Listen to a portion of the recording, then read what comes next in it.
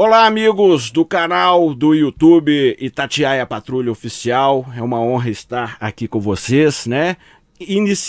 Inaugurando um quadro novo, um produto novo aqui do canal Itatiaia Patrulha Oficial do YouTube. O quadro Polícia é Notícia. Nesse quadro, nós vamos sempre estar recebendo aqui policiais, sejam militares, civis, policiais rodoviários federais, guarda civil municipal, enfim, agentes da segurança pública, para mostrar para você o trabalho dessas forças, o trabalho policial nas mais diversas áreas do combate à criminalidade. E hoje, para inaugurar esse quadro, a doutora Alessandra Wilk, delegada Alessandra Wilk, que é chefe do DHPP, o Departamento de Homicídios e Proteção à Pessoa.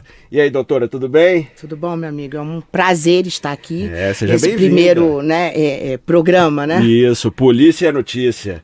Porque a gente tem que valorizar, né, as forças policiais, né? Com certeza, isso é muito importante. Valorizar e que isso incentiva, né? Os colegas, os demais colegas que assistem e todo mundo que está assistindo para saber um pouquinho da nossa história também, né? E também da rotina, né? Agora, doutora, eu comecei com a senhora porque a investigação de homicídios, né, ela fascina todo mundo, porque é aquela investigação mais clássica, né? Explica pra gente, né, o que é o DHPP, o que o DHPP investiga. Eu sou suspeita porque eu sou apaixonada, né, pela homicídios, pela matéria. Eu acho que é a investigação mais completa que a gente aquela coisa tem. de Sherlock Holmes. Exatamente. Né? Toda vez que a gente tem oportunidade de estar ministrando estágio para os novos, né, policiais, eu sempre falo, olha, que bom que vocês estão aqui na Homicídios, que é uma escola de investigação, né? A equipe é muito técnica, é muito importante. E o trabalho desenvolvido por excelência. O DHPP ele tem uma história, né? Uma tradição de excelentes servidores, de brilhantes investigações. Agora, doutora, a gente no quadro do homicídio, assim, né? A gente tem vários tipos de motivações, né? O homicídio motivado pelo tráfico ainda é o que mais pega, doutor? Sim, ainda é o percentual maior, não só pelo tráfico em si, né, mas pelos crimes que permeiam ali aqueles agentes envolvidos de alguma forma, ou usuário, ou disputa, né, de território, ou em razão de dívidas do tráfico, e ainda assim é o fator motivador maior dos nossos homicídios. Agora, doutora, qual que é a maior dificuldade de investigar um crime que é ligado ao tráfico? A maior dificuldade é em razão do temor, né, das pessoas em testemunharem, mas a gente evoluiu as nossas investigações, né? Então tem a evolução, mas ainda tem essa parte das pessoas temerem, né? Aquela temida lei do silêncio, né? Exatamente, né? O Disque Denúncias 181 ajudou nesse sentido? Ajuda bastante, porque dá um norte, né? Auxilia a nortear as investigações e a gente tem que instruir as investigações com outras provas também, para poder a gente conseguir concluir e chegar lá no fim uma condenação, né? Doutor, que isso que muita gente não sabe, né? Que às vezes, por exemplo, você já tem o suspeito do crime, mas se você não conseguir colocar isso no papel, não adianta, né, doutor? Não adianta. Às vezes a pessoa que está de fora, né, a população em geral, ela não tem essa noção da nossa dificuldade, porque é muito sério você concluir uma investigação, indiciar uma pessoa, né, isso é muito sério. Então você tem que ter ali todos os elementos que levem àquela autoria efetivamente. Até porque a gente tem um nome a zelar do nosso departamento. Então tem que chegar com o inquérito, ele com as provas condizentes com aquela informação que o policial, que o delegado está ali colocando no relatório final. E outra coisa, né, doutor? Porque todo homicídio depois vai para o tribunal do júri. Se não tiver bem amarradinho, a defesa, né, consegue desmantelar o serviço, né? Com certeza. O objetivo é a gente concluir uma investigação bem feita que possa levar a uma condenação futura. Agora, doutor, por exemplo, homicídios com motivações fúteis, banais, né? Às vezes, o cara tá bêbado, arruma briga de bar, briga de trânsito. Qual que é a dificuldade nesse tipo de caso? Não, esses casos são mais tranquilos.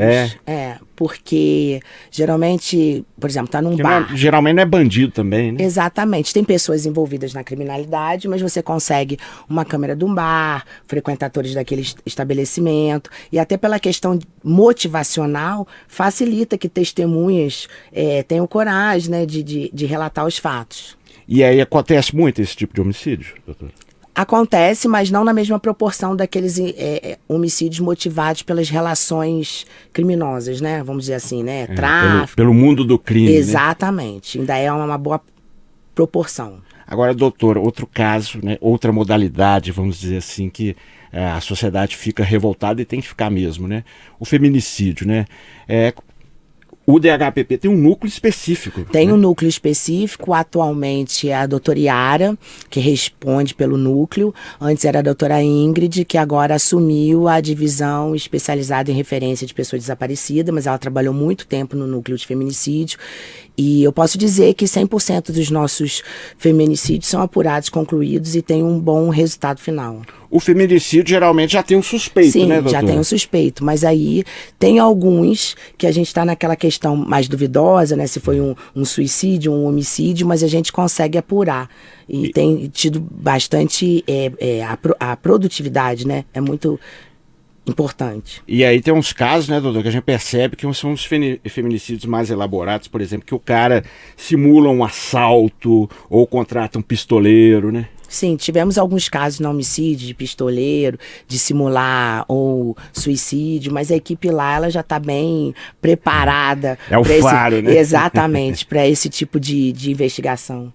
Doutor, uma coisa que eu vejo assim, né, uma percepção que eu tenho quando eu vou no DHPP e quando, né, a gente acompanha muito as investigações, é que acaba criando uma relação com as famílias das vítimas. Né? Ah, sim, com certeza. É muito triste, né? Você perder um ente querido e a gente tem esse cuidado, né? E esse dever também de informar as famílias como é que está a investigação, lógico, na medida do que a gente pode informar, né? Eu, enquanto era delegada, né, diária da homicídios, né? Eu sempre tive esse carinho com os familiares dos meus investigados. E até hoje eu mantenho contato com vários deles. Isso é interessante, né? Porque eles reconhecem o nosso trabalho também. Cria um laço, né? Aquele ente querido, ele não vai retornar, mas sabe que ali foi feito, né, justiça, né, pelo que eles falam, assim, foi feito justiça, foi apurado, quem matou meu filho, meu pai. É uma coisa que também não tem preço, né, doutor? Você vê ali, sei lá, né, a família com aquele sentimento, de, pelo menos, da justiça sendo feita. Exatamente, né? Isso não tem preço. Isso é a melhor promoção, melhor recompensa que existe.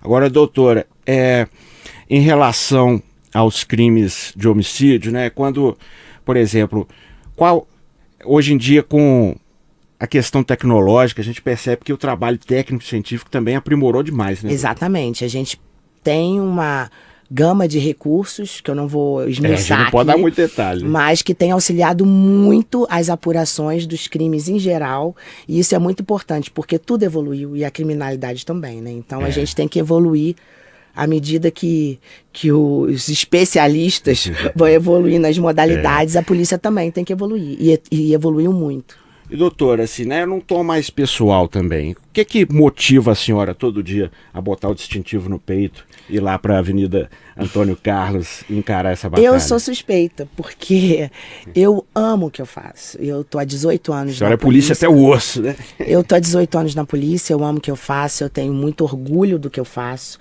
e procuro todos os dias motivar os meus que trabalham comigo a ter esse mesmo espírito. A gente sabe que tem dificuldades, tem, mas é em qualquer trabalho, né? Qualquer empresa, qualquer unidade tem dificuldade, tem. Nada é perfeito, concorda? Concordo. Se fosse perfeito também não tem graça, não né? Graça, a gente não tem o que superar, né? As barreiras para superar. Eu sou apaixonada pelo que eu faço. Eu acho que foi a melhor profissão que eu pude lá atrás, né? Quando eu falei, vou começar a fazer concurso e E foi curioso, porque eu fiz direito e falei, vou fazer concurso. Queria fazer juiz, promotor, aí comecei a namorar meu marido. Que é um delegado também? Que é delegado, e o pai dele é policial, então eu frequentava a delegacia fazendo degravação para ele de interceptação. Ah, é? E ele contando as investigações, eu falei, gente, esse negócio é bom, eu quero isso da minha vida. E foi que eu comecei a fazer concurso para a polícia. E eu me apaixonei, me encantei. Eu gosto muito do que eu faço e eu procuro sempre motivar quem está trabalhando comigo para chegar com esse mesmo espírito. Porque a gente fica o dia inteiro na delegacia, mais tempo na unidade policial do que em casa. Então, se a gente não chegar motivado, feliz e satisfeito com aquilo que está fazendo, não tem jeito. E outra coisa, a senhora hoje no cargo de chefia, né?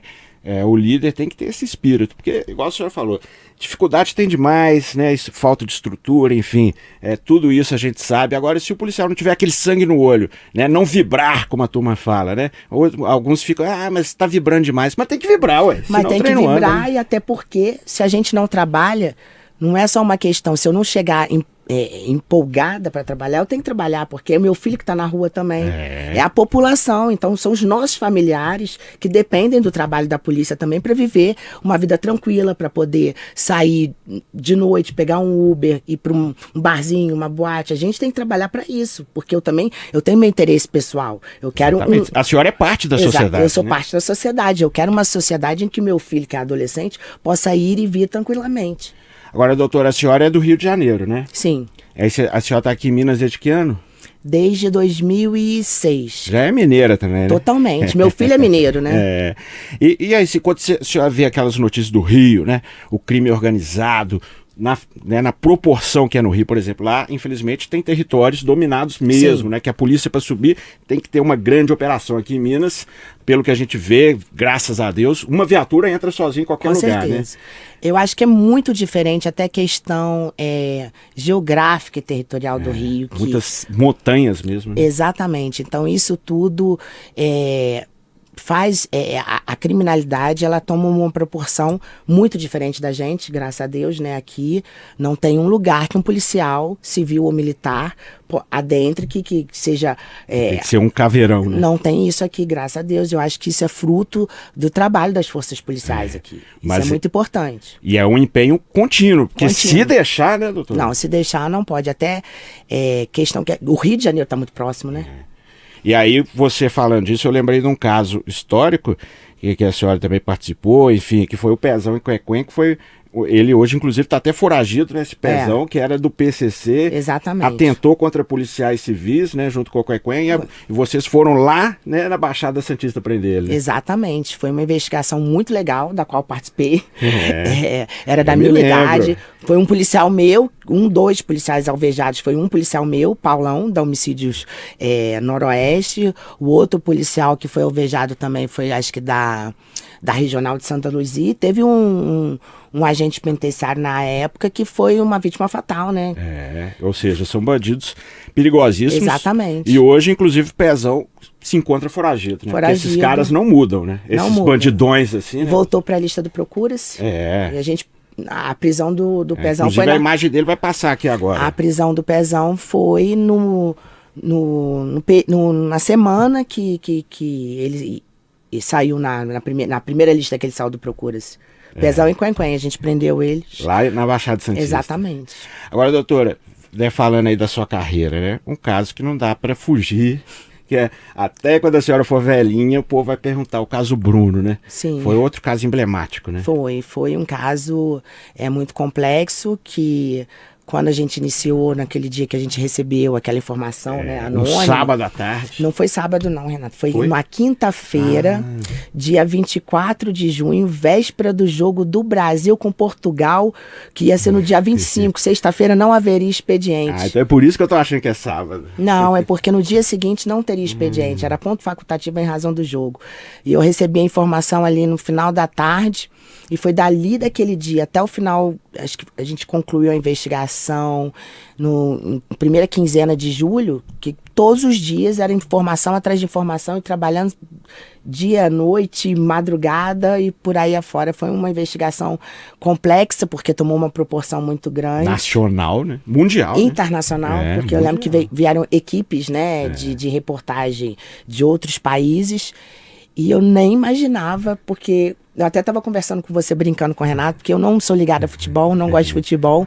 Meu marido também não, só meu filho. Então, quando começou o goleiro Bruno, eu não sabia nem quem que era o goleiro Bruno. Você não imaginava a proporção, né, doutora? Não imaginava a proporção que isso iria tomar. E eu me lembro muito bem, né, eu era repórter novato, no dia que o Bruno chegou no DHPP. A gente fala hoje, as pessoas não têm noção, mas a rua tinha milhares de pessoas, né, doutora? Milhares do caminho do aeroporto para cá. E lá no Rio, que ele se apresentou no Andaraí, na delegacia do Andaraí. Renata, aquele dia eu confesso que eu fiquei preocupada com a minha segurança, porque era tanta gente na rua que a gente chegou mais ou menos nas mesmas viaturas, e quando eu saí, sabe aquele mar de gente gritando assassino, eu falei, pronto. E eu sem colete, eu falei, agora que vai dar. Eles vão tomar o Bruno aqui, né? Não, o pessoal tava revoltado, gritando assassino. Era muita gente atrás dos carros. Aquela histeria de massa mesmo. E aqui também, foi bem... Aqui, eu fiquei até um pouco... Eu confesso que eu fiquei assustada. Eu falei, nossa, eu não imaginava que Uma loucura. foi uma né? loucura. Doutora, passado... Quantos anos que foi? Foi que ano mesmo? 2010. Pois é, lá vamos para 14 anos daqui a pouco. E até hoje aquele mistério, né? Onde está o corpo de Elisa Saúde? Exatamente, onde está o corpo. Mas a polícia, ela está sempre... a nossa tecnologia dos encontros de cadáver, cruzamento de DNA... Um dia, se esse corpo for... Será que vai achar um dia? A gente vai conseguir identificar. E a senhora acha, né, que a chave do segredo está no Bola? Acredito que sim. É. Só ele vai poder falar sobre esse mistério. Porque o que a gente, todas as informações que a gente recebeu, análise de focos de queimada, todos os DDUs, até acho que depois de alguns anos, você deve ter acompanhado, quando aquele adolescente veio para Minas Sim. e falou, a gente escavou. Todas as informações que recebemos através de DDU, de informantes, né, anônimos, todas foram checadas. E nada, né? E nada. Agora, doutor, tirando o caso Bruno, falei do Pezão também, tem algum outro caso que marcou, assim, a vida da senhora? Sei que é difícil essas perguntas, né? É o caso que sempre me perguntam, que sempre falam do caso Bruno. O caso que me marcou foi exatamente o do Quen-Quen e do Pezão, porque foi um caso que eu chegava na delegacia, o nosso alvo principal era o Quen-Quen, que era o Bruno, né? O Bruno também. Bruno também. E aí eu falava assim pra minha equipe, vocês já aprenderam aquele menino? Tá com nome falso, matou uma mulher no bairro Califórnia, já aprendeu? Já aprendeu? E aí eu cheguei com eles, com a minha equipe, pro bairro Califórnia, e um dia que eu falei, gente, vai lá, o menino tá lá, tá com nome falso, tá com mandado de prisão. Aí quando eles me retornaram, tipo, 20 minutos depois que eu falei, vai lá, que o menino fica lá na área, que me ligaram desesperado, doutor, o Paulão foi alvejado, eu fiquei me sentindo muito culpada com aquilo, e foi uma investigação que eu falei assim, para tudo, a gente vai ficar aqui, se precisar 2, um mês, mas a gente vai achar esse indivíduo, e até porque 15 dias depois de ele ter baleado o meu policial, ele alvejou outro policial e matou o agente penitenciário, né, na fuga, né, então eu falei, não, a gente não pode deixar um indivíduo desse, que é igual uma bomba relógio, solto na sociedade. E a promessa foi cumprida, né? Exatamente, a promessa foi cumprida. Esse foi um caso que me marcou e eu falo, lógico, o caso Bruno, eu não vou aqui falar que não é um caso que me marcou, é um caso, mas se falar assim de questão de pessoal, é o caso do Quen-Quen e do Pezão. E a senhora ficou também, né? A gente já está chegando no final aqui, mas só para a gente ter que mencionar, né, também no Departamento de Meio Ambiente, onde são crimes de maus tratos com os animais, também vê muita coisa sinistra, né, doutora? O ser humano é muito cruel, né? Nossa senhora, né? Eu fiquei 2 anos lá e é uma delegacia que eu gostei muito de trabalhar também, aprendi muito, a equipe lá é fantástica, eu era divisionária e respondia também pela delegacia de crimes contra a fauna, e a gente vê que a questão de maus tratos é muito grande, e também a gente tem aquela questão que não é maus tratos, mas o pessoal que às vezes tem um carinho, um cuidado, uma paixão, a questão de colecionador de aves, mas muita gente irregular também. E tem também outra coisa, aqueles... tráfico de animal, tem bastante. Acumuladores de animais, né? A pessoa até gosta dos animais, mas vai pegando tanto e é uma que vira um maus tristeza, tratos, porque a pessoa ela não consegue enxergar, o acumulador, ele não consegue enxergar que, eu vou só pegar só mais um gatinho, só mais um cachorro, ele não tá ali, ele não tá nem cuidando dele. A gente teve vários casos no DEMA com essa relação. Não é uma questão de polícia. É psiquiátrico, né? E é uma questão de política social também. Tem que ter vários atores envolvidos, né? Porque você tem que tratar a questão psicológica, dar um apoio, tem que vacinar, castrar aqueles animais. Então, não é só assim, vou fazer um serviço de polícia, vou prender aquela pessoa. Não é isso. Não é. Inclusive, o depois é o mais difícil, né? O mais difícil.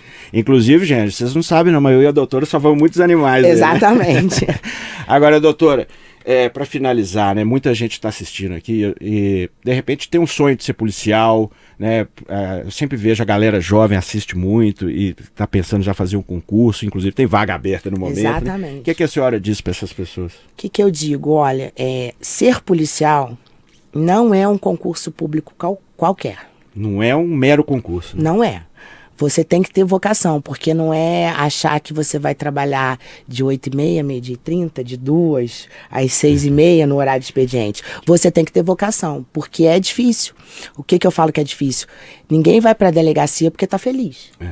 Não vai para a delegacia porque está feliz. Então a gente tem que ter essa consciência, estudar primeiro para passar e saber o seguinte, é vocação. Tem que ter vocação para ser policial, porque senão a pessoa não aguenta aquela carga, que é uma carga emocional muito pesada. E é o que a gente vê muito hoje, né, doutor? Que as pessoas às vezes piram e sim, normal, nem tudo é para todos. Porque de repente se vê ali numa situação que não é o que não pensava. Dá conta, exatamente. Né? Então eu acho que antes de tudo a pessoa tem que fazer uma reflexão. Eu acho que eu vou ser uma das primeiras pessoas que vai falar isso nesse sentido. Fazer uma reflexão, eu dou conta disso? Porque concurso hoje todo mundo quer fazer, ok, o salário é bom, tem uma segurança, mas você tem que pensar, eu dou conta disso? Dou conta, então mete bronca. Aí é só estudar. E se der conta, vai com tudo para fazer a casa cair, né? Exatamente. Isso é o principal. Muito obrigado, viu, doutora Alessandra Obrigada, meu amigo. Pela estreia aqui do quadro, né, do programa Polícia é Notícia. Fico muito honrado de receber a senhora aqui e estamos juntos aí para noticiar os serviços do DHPP, tirando assassinos de circulação, né? Eu que agradeço, meu amigo. Valeu. Obrigado, gente. Aqui, curta, se inscreva no canal e compartilhe, mande para todo mundo aí.